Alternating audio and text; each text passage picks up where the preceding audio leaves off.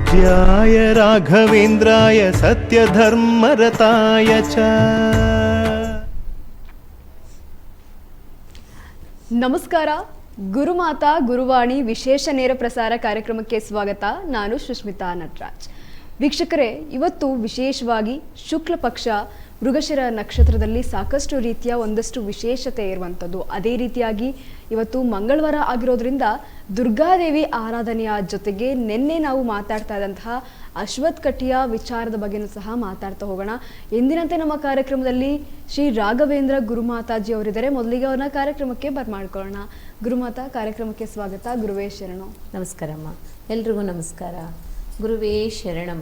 ಪೂಜ್ಯಾಯ ರಾಘವೇಂದ್ರಾಯ ಸತ್ಯಧರ್ಮರತಾಯ ಚ ಭಜತಾಂ ಕಲ್ಪವೃಕ್ಷಾಯ ನಮತಾಂ ಕಾಮಧೇನವೇ. ರಾಘವೇಂದ್ರ ಸ್ವಾಮಿಯ ಅನುಗ್ರಹ ಆಶೀರ್ವಾದ ಸಂಕಲ್ಪ ಸದಾ ಕಾಲ ಎಲ್ಲರಿಗೂ ಇರಬೇಕು ಅಂತ ನಾನು ಪ್ರಾರ್ಥನೆ ಮಾಡ್ತೀನಿ. ಅದೇ ರೀತಿ ಎಲ್ಲ ಜೀವರಾಶಿಲೂ ಭಗವಂತ ಇದ್ದಾರೆ ಅಂತ ಶ್ರೀಕೃಷ್ಣ ಪರಮಾತ್ಮನೇ ಹೇಳಿದ್ದಾರೆ. ಅದಕ್ಕಾಗಿ ಆ ಭಗವಂತನ ಆಶೀರ್ವಾದ ಸದಾ ಕಾಲ ಎಲ್ಲ ಜೀವರಾಶಿಲೂ ಇರಲಿ. ಖಂಡಿತವಾಗ್ಲೂ ಭಗವಂತನ ಆಶೀರ್ವಾದ ಮಾತ್ರ ಅಲ್ಲ, ನೋಡಿ ಇವತ್ತಿನ ದಿವಸ ಮಂತ್ರಾಲಯದಲ್ಲಿ ಇರೋ ಅಂಥವ್ರು ಖಂಡಿತ ಒಂದು ದಿನ ಆದರೂ ಅಲ್ಲಿ ನೀವು ಸ್ಟೇ ಮಾಡಿ. ಆ ಭಗವಂತನ ಹತ್ರ ಸ್ಟೇ ಏನಕ್ಕೆ ಮಾಡಿ ಅಂತ ಹೇಳ್ತೀನಿ ಅಂತ ಅಂದರೆ ಅವ್ರ ದರ್ಶನ ಆಗುತ್ತೆ.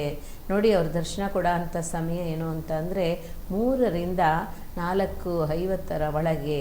ಅವರು ಭಗವಂತ ಯಾಕೆ 3:30ರಿಂದ 4:50 ಒಳಗೆ ಯಾಕೆ ಆ ಟೈಮಲ್ಲಿ ಅಂತ ಅಂದರೆ, ಭಗವಂತ ದಿನನಿತ್ಯನೂ ಬೃಂದಾವನದಿಂದ ಹೋಗಿ ತುಂಗಾಭದ್ರದಲ್ಲಿ ಸ್ನಾನ ಮಾಡಿಕೊಂಡು ಅಪರ್ಣಾಚಾರ್ಯರ ಹತ್ರ ಮೀಟ್ ಮಾಡಿ ಬರ್ತಾರೆ ಅಂತ ಅನ್ನೋದಿದೆ. ಜಪಕಟ್ಟೆ ಅಂತ ಹೇಳ್ತಾರೆ. ಅವರು ಇದ್ದಂಥ ಟೈಮಲ್ಲೂ ಸಹ ಭಗವಂತ ಬೃಂದಾವನ ಪ್ರವೇಶ ಆಗೋದಕ್ಕೆ ಮುಂಚೆನೂ ಸಹ ಅಲ್ಲೋಗಿ ಜಪಕಟ್ಟೆ ಹತ್ರ ಒಂದು 10 ನಿಮಿಷ ಕೂತ್ಕೊಂಡು ಅಪರ್ಣಾಚಾರ್ಯರು ಅವರು ಯಾವಾಗಲೂ ಡಿಸ್ಕಷನ್ ಮಾಡ್ತಾಯಿದ್ರಂತೆ, ತುಂಬ ವಿಷಯಗಳು ಮಾತಾಡೋರಂತೆ. ಹಾಗಾಗಿ ಅಲ್ಲಿ ಇವತ್ತೂ ಸಹ ಬೆಳಗ್ಗೆ ಸಂಜೆ ಆಯಿತು ಅಂದರೆ ಆ ಭಗವಂತ ಅಲ್ಲಿಗೆ ಹೋಗ್ತಾರೆ, ಬರ್ತಾರೆ, ಮತ್ತು ಬೃಂದಾವನ ಹೋಗಿ ಪ್ರವೇಶ ಮಾಡ್ಕೊತಾರೆ. ಹಾಗಾಗಿ ಅದಕ್ಕೋಸ್ಕರನೇ ಒಂದು ದಿನ ರಾತ್ರಿ ಅಲ್ಲಿ ನಾವು ಸ್ಟೇ ಮಾಡುವಾಗ ಏನಾಗುತ್ತೆ ಅಂತಂದರೆ ನಮ್ಮ ಆರೋಗ್ಯ ಭಾಗ್ಯನೂ ಸರಿಯಾಗುತ್ತೆ.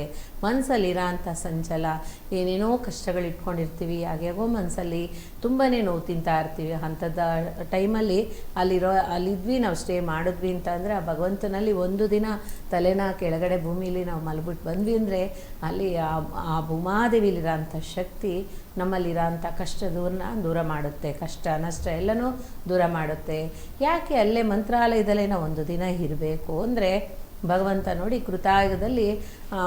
ಕೃತಾಯುಗದಲ್ಲಿ ಭಕ್ತ ಪ್ರಹ್ಲಾದ ಸ್ವಾಮಿ ಯಾಗ ಮಾಡಿದಂಥ ಸ್ಥಳ, ಆ ಭೂಮಿಗೆ ಯಾಗ ಮಾಡಿದಂಥ ಸ್ಥಳ ಮಾತ್ರ ಅಲ್ಲ, ಕೃಷ್ಣನ ಅರ್ಜುನನು ಹೋಗುವಂಥ ಟೈಮಲ್ಲಿ ಅಲ್ಲಿ ಆ ಜಾಗದಲ್ಲೇ ಒಂದು ಕೃಷ್ಣನ ಮುತ್ತನು ಬಿದ್ದಿದಂಥ ಸ್ಥಳ. ಹಾಗಾಗಿ ಮಾಂಚಾಲ ದೇವಿ ಮಹಾಲಕ್ಷ್ಮಿ ಜನನಿ ಜಗನ್ಮಾತೆ ಆದಿಶಕ್ತಿ ಆದಂಥ ಪಾರ್ವತ ಸ್ವರೂಪಿಣಿ ಆ ಕಾಲದಿಂದನೂ ಅಲ್ಲಿ ನೆಲೆಗೊಂಡಿರೋ ಅಂಥದ್ದು ಸಾಧಾರಣ ವಿಷಯ ಅಲ್ಲ. ಭೂಮಿಗಿರೋ ಅಂಥ ಶಕ್ತಿ.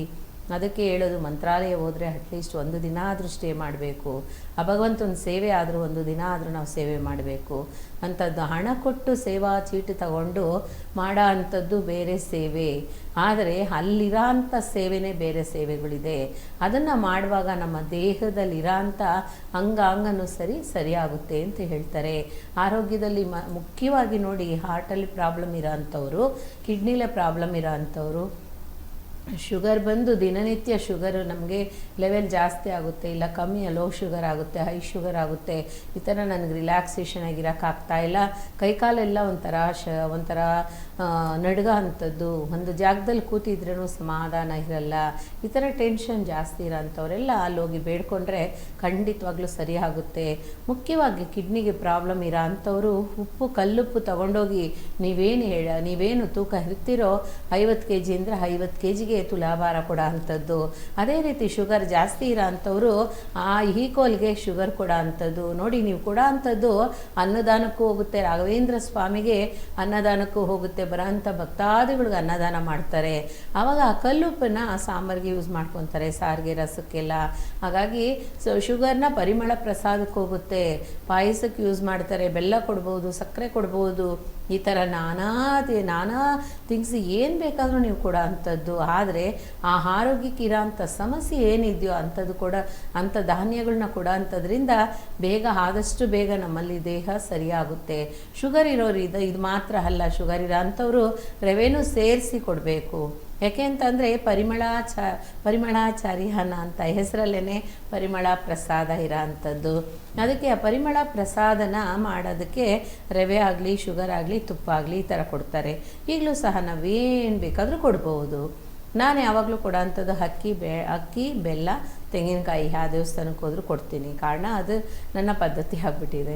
ಹಾಗಾಗಿ ಒಂದೊಂದು ಏನು ಬೇಕಾದರೂ ನಾವು ಕೊಡ್ಬೋದು. ನಾನು ಸಹ ಮಾಡಿದ್ದೀನಿ. ತುಲಾಭಾರ ರಾಘವೇಂದ್ರ ಸ್ವಾಮಿಗೂ ಮಾಡ್ತಾ ಇರ್ತೀನಿ.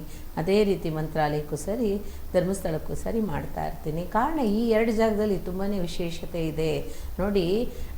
ಮರ್ಮ ಅಂತ ಹೇಳ್ಬೋದು, ರಹಸ್ಯ. ಈ ರಹಸ್ಯ ಮರ್ಮ ಆಗಿರೋ ಅಂಥದ್ದು ಇದು. ಇವರಿಬ್ಬರನ್ನೂ ಬೇಕಾದಷ್ಟು ಪಡ್ಕೋಬೋದು. ಯಾರು? ಧರ್ಮಸ್ಥಳ ಮಂಜುನಾಥ ಸ್ವಾಮಿ ಹಾಗೂ ಅವರು ಆದಿಗುರು ಜಗದ್ಗುರು ರಾಘವೇಂದ್ರ ಸ್ವಾಮಿ. ಇವರಿಬ್ಬರಿಂದನೂ ಬೇಕಾದಷ್ಟು ನಾನಾ ವಿಷಯಗಳನ್ನ ನಾವು ಪಡ್ಕೊತಾ ಹೋಗ್ಬೋದು. ಇದರಲ್ಲಿ ಅಡಗಿರೋ ಅಂಥ ರಹಸ್ಯ ಏನು ಅಂತ ಅಂದರೆ ಹೋಗ್ತಾ ತಿಳ್ಕೊಳ್ಳಿ. ಅದೇ ರೀತಿ ಇವತ್ತು ಮೃಗಶಿರ ನಕ್ಷತ್ರ ಭಗವಂತನಿಗೆ ತುಂಬಾ ವಿಶೇಷ ಇದೆ, ಹೇಳ್ತೀವಿ, ಕೇಳ್ಕೊಳ್ಳೋಣ ಎಲ್ರೂ. ಅದೇ ರೀತಿ ಆ ಭಗವಂತನಲ್ಲಿ ಏನೆಲ್ಲ ಇಚ್ಛಾಶಕ್ತಿ ಇದೆಯೋ ಅದೆಲ್ಲ ನಮಗೆ ಬೇಕು ಅಂತ, ನಮ್ಮ ಇಚ್ಛಾಶಕ್ತಿಗೆ ಆ ಭಗವಂತನ ಸಂಕಲ್ಪನ ಸದಾಕಾಲ ನಮಗಿರಬೇಕು ಅಂತ ನಾವು ಪ್ರಾರ್ಥನೆ ಮಾಡೋಣ. ನೀವು ಸೇರಿ ಪ್ರಾರ್ಥನೆ ಮಾಡಿ. ಎಲ್ಲ ಜೀವರಾಶಿ ನೆಮ್ಮದಿಯಿಂದ ಇರಬೇಕು. ಏನೂ ಬೇಡ, ಸಂತೋಷ, ಖುಷಿ ಈ ಥರ ಏನೇನೂ ಬೇಕಾಗಿಲ್ಲ. ದೇಹ ಆರೋಗ್ಯ, ನೆಮ್ಮದಿ, ಮಲಗಿದ ತಕ್ಷಣ ನಿದ್ದೆ ಬರಬೇಕು. ಆ ರೀತಿ ಇತ್ತು ಅಂತ ಅಂದರೆ ನಾವು ಆರೋಗ್ಯದಿಂದ ನಾವು ಚೆನ್ನಾಗಿದ್ದೀವಿ ಅಂತಲೇ ಅರ್ಥ. ಹಾಗಾಗಿ ಆ ಭಗವಂತನಲ್ಲಿ ಪ್ರಾರ್ಥನೆ ಮಾಡೋಣ. ಎಲ್ರಿಗೂ ಒಳ್ಳೆಯದಾಗಲಿ. ಗುರುವೇ ಶರಣು. ಅದಕ್ಕೂ ಮುಂಚೆ ಇವತ್ತು ಹುಟ್ಟಿದಂಥ ಯಾರೇ ಆಗಿರಲಿ, ಚಿಕ್ಕ ಪುಟಾಣಿಗಳು ಆಗಿರಲಿ, ಅವಾಗಲೇ ಹುಟ್ಟಿದೆ, ಈ ನಿಮಿಷ ಮಾತಾಡ್ತಾ ಇದ್ದೀವಿ, ಇವಾಗಲೇ ಹುಟ್ಟಿದೆ ಅಂದ್ರೂ ಸಹ ಆ ಭಗವಂತನ ಸಂಕಲ್ಪ ಸದಾಕಾಲ ಇರಲಿ. ಅದೇ ರೀತಿ ಹುಟ್ಟಿದಂಥವ್ರಿಗೆ ಶುಭ ಹಾರೈಸ್ತೀನಿ ನಾನು. ಇವತ್ತು ಹುಟ್ಟಿದಂಥ ಎಲ್ರಿಗೂ ನಿಮ್ಮ ಹುಟ್ಟಿದ ಹಬ್ಬದ ಶುಭಾಶಯಗಳು. ಅದೇ ರೀತಿ ಮದುವೆ ಇವತ್ತು ವೆಡ್ಡಿಂಗ್ ಡೇ ಇರುತ್ತೆ, ಅವ್ರಿಗೂ ಸಹ ಕಂಗ್ರ್ಯಾಚುಲೇಷನ್ಸ್. ನಿಮಗೆಲ್ರಿಗೂ ಒಳ್ಳೆಯದಾಗಲಿ. ಆ ಭಗವಂತನ ನಿಮ್ಮ ಮದುವೆ ವಾರ್ಷಿಕೋತ್ಸವದ ಶುಭಾಶಯಗಳು. ಅದೇ ರೀತಿ ಯಾರ್ಯಾರಿಗೆ ಏನೇನು ಮಾಡ್ಕೋಬೇಕು ಅಂತ ಆಸೆ ಪಡ್ತಿರೋ ಅದರಲ್ಲಿ ಎಲ್ಲನೂ ಆ ಭಗವಂತನ ಆಶೀರ್ವಾದ ತುಂಬಲಿ. ಆ ಭಗವಂತನ ಸಂಕಲ್ಪ ಸದಾಕಾಲ ನಿಮ್ಮೆಲ್ಲರಿಗೂ ಇರಲಿ. 60 ವರ್ಷದಲ್ಲಿ ಹುಟ್ಟಿದ ಹಬ್ಬ ಮಾಡ್ಕೊತಾ ಇರೋರು ಷಷ್ಠಿ ಸ್ಫೂರ್ತಿನೂ ಸಹ ಹೇಳ್ತಾರೆ. ಅವರಿಗೆ ಮುಖ್ಯವಾಗಿ ಆ ಭಗವಂತನ ಆಶೀರ್ವಾದ ಸದಾಕಾಲ, ಗಂಡ ಹೆಂಡತಿ ಇಬ್ರಿಗೂ ಸದಾಕಾಲ ಇರಲಿ. ದೀರ್ಘ ಸುಮಂಗಲೀ ಭವೋ. ಆ ಭಗವಂತನ ಸಂಕಲ್ಪ ಎಲ್ಲ ಜೀವರಾಶಿಯಲ್ಲಿ ಇರಲಿ ಅಂತ ಪ್ರಾರ್ಥನೆ ಮಾಡ್ತೀನಿ. ಗುರುವೇ ಶರಣು. ವೀಕ್ಷಕರೇ, ಪ್ರತಿಯೊಂದು ಕಷ್ಟಗಳು, ಪ್ರತಿಯೊಂದು ಸಮಸ್ಯೆಗಳು ಆಗಿಂದಾಗಿ ಮನುಷ್ಯನ ಜೀವನದಲ್ಲಿ ಆಗಿಂದಾಗಿ ಬರ್ತಾನೆ ಇರುತ್ತೆ. ಈ ರೀತಿಯ ನಾನಾ ಕಷ್ಟಗಳಿಗೆ, ನಾನಾ ಸಮಸ್ಯೆಗಳಿಗೆ ನಿಮಗಿರುವಂತಹ ಒಂದು ಪರಿಹಾರ ಅಂತ ಅಂದರೆ ನಿಮ್ಮ ಸ್ಕ್ರೀನ್ ಮೇಲೆ ಡಿಸ್ಪ್ಲೇ ಆಗ್ತಿರುವಂತಹ ನಂಬರ್. ಈ ನಂಬರ್ಗೆ ನೀವು ತಪ್ಪದೆ ಕರೆ ಮಾಡಿ ನಿಮ್ಮೆಲ್ಲ ಸಮಸ್ಯೆಗಳಿಗೆ ಪರಿಹಾರವನ್ನು ಪಡ್ಕೋಬೋದು. ಅದೇ ರೀತಿಯಾಗಿ ಶಿಕ್ಷಣ, ಉದ್ಯೋಗ, ದಾಂಪತ್ಯದಲ್ಲಿ ಕಲಹ, ಮದುವೆ ವಿಳಂಬ ಆಗ್ತಾ ಇದೆ ಅನ್ನುವಂಥವರು ಸಹ ತಪ್ಪದೇ ಗುರುಮಾತಾ ಹತ್ರ ಸಾಕಷ್ಟು ರೀತಿಯ ಪರಿಹಾರವನ್ನು ಪಡ್ಕೋಬೋದು. ಇನ್ನು ತಪ್ಪದೆ ಕರೆ ಮಾಡಿ ನಿಮ್ಮೆಲ್ಲ ಸಮಸ್ಯೆಗಳಿಗೆ ಪರಿಹಾರ ಪಡ್ಕೊಳ್ಳಿ. ಗುರುಮಾತಾ, ಇನ್ನು ಇವತ್ತು ವಿಶೇಷವಾಗಿ ಮಂಗಳವಾರ ದುರ್ಗಾದೇವಿ ಆರಾಧನೆಯ ಜೊತೆಗೆ ಇವತ್ತು ಶುಕ್ಲ ಪಕ್ಷ ಮತ್ತು ಮೃಗಶಿರ ನಕ್ಷತ್ರ ವಿಶೇಷವಾಗಿ ಕಂಡು ಬರ್ತಾ ಇರುವಂಥದ್ದು. ಈ 2 ನಕ್ಷತ್ರದಲ್ಲಿ ಏನು ಒಂದಷ್ಟು ವಿಶೇಷತೆ ಇದೆ? ಇವತ್ತು ಏನು ಮಾಡಿದ್ರೆ ಒಳ್ಳೇದಾಗತ್ತೆ? ಖಂಡಿತ ನೋಡಿ, ಯಾವಾಗಲೂ ಶುಕ್ಲ ಪಕ್ಷ ಸ್ಟಾರ್ಟ್ ಆಗದೆ ಅಮಾವಾಸ್ಯೆ ಮುಗ್ದು 3ನೇ ದಿನಕ್ಕೆ. ಹಾಗಾಗಿ ಶುಕ್ಲ ಪಕ್ಷದಲ್ಲಿ ನಾವೇನು ಮಾಡ್ಬೋದು, ಅದೇ ರೀತಿ ಕೃಷ್ಣ ಪಕ್ಷದಲ್ಲಿ ಏನು ಮಾಡ್ಬೋದು ಅನ್ನೋಂಥದ್ದು. ಶುಕ್ಲ ಪಕ್ಷದಲ್ಲಿ ನೀವು 3ನೇ ದಿವಸ ಆಯಿತು ಅಂತ ಅಂದ್ರೆ ಏನು ಬೇಕಾದರೂ ಸಾಧಿಸ್ಕೋಬೋದು. ಇವಾಗ ಒಳ್ಳೆ ಒಂದು ಮನೆಗೆ ಗೃಹ ಪ್ರವೇಶ ಇಟ್ಕೋತೀರಾ, ಅಥವಾ ಒಂದು ಬಾಡಿಗೆ ಮನೆಗೆ ಹೋಗ್ತೀರಾ, ಅಥವಾ ಒಂದು ಗೋಲ್ಡ್ ಏನಾದರೂ ತೊಗೊತೀರಾ, ಈ ಥರ ಬಂಗಾರ ಏನಾದರೂ ತೊಗೊತೀರಾ, ಇಲ್ಲ ಒಳ್ಳೇದು ಏನಾದರೂ ಒಂದು ಡ್ಯೂಟಿಗೆ ಹೋಗಿ ಜಾಯಿನ್ ಮಾಡೋ ಅಂಥದ್ದು. ಈ ಥರ ಬೇಕಾದಷ್ಟು ನಾನಾ ವಿಷಯಗಳಿದೆ ಇವತ್ತಿನ ದಿವಸ ಮಾಡೋ ಅಂಥದ್ದು. ನೋಡಿ, ಅದರಲ್ಲೂ ಮೃಗಶಿರ ನಕ್ಷತ್ರ ವೃಷಭ ರಾಶಿ ಅಂತ ಅಂದ್ರೆ ರಾಘವೇಂದ್ರ ಸ್ವಾಮಿ ನಕ್ಷತ್ರ. ಮೃಗಶಿರ ನಕ್ಷತ್ರ ರಾಘವೇಂದ್ರ ಸ್ವಾಮಿಗೆ ವೃಷಭ ರಾಶಿ.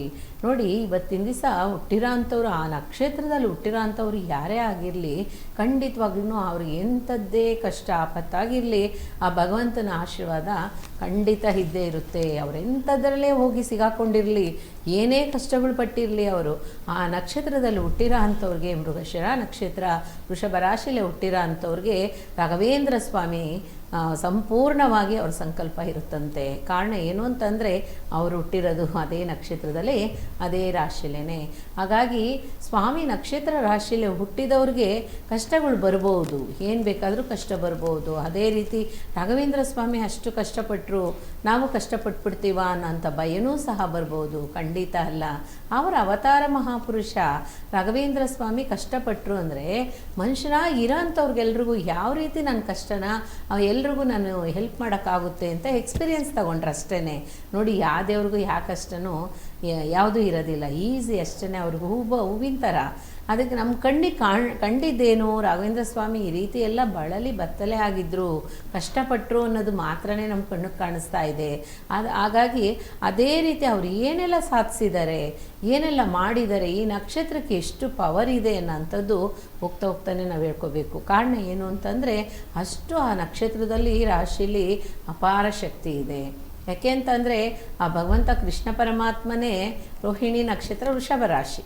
ಹಾಗಾಗಿ ರಾಘವೇಂದ್ರ ಸ್ವಾಮಿ ಮೃಗಶಿರ ನಕ್ಷತ್ರ ವೃಷಭ ರಾಶಿ. ನೋಡಿ, ಕೃಷ್ಣನಿಗೂ ಆ ರಾಘವೇಂದ್ರ ಸ್ವಾಮಿಗೆ ಎಷ್ಟೋ ಒಂದು ಅನ್ಯೋನ್ಯತೆ ಇದೆ. ಹಾಗಾಗಿ ಆ ಭಗವಂತನ ಆಶೀರ್ವಾದದಿಂದನೇ ಆ ಒಂದೇ ರಾಶಿಯಲ್ಲಿರೋ ಅಂಥವ್ರು ಇವರಿಬ್ಬರೂ. ನಕ್ಷತ್ರ ಡಿಫ್ರೆಂಟ್ ಆಗಿರ್ಬೋದು, ಬೇರೆ ವಿಷಯ. ಆದರೆ ಆ ಭಗವಂತನಲ್ಲಿ, ಕೃಷ್ಣನಲ್ಲಿ ಏನೆಲ್ಲ ಲೀಲೆ ಇದೆಯೋ ಅದೇ ಲೀಲೆ ನಮ್ಮ ರಾಘವೇಂದ್ರ ಸ್ವಾಮಿಗೂ ಇದೆ. ರಾಯರು ಸಾಧಾರಣವಾದವರೇ ಅಲ್ಲ.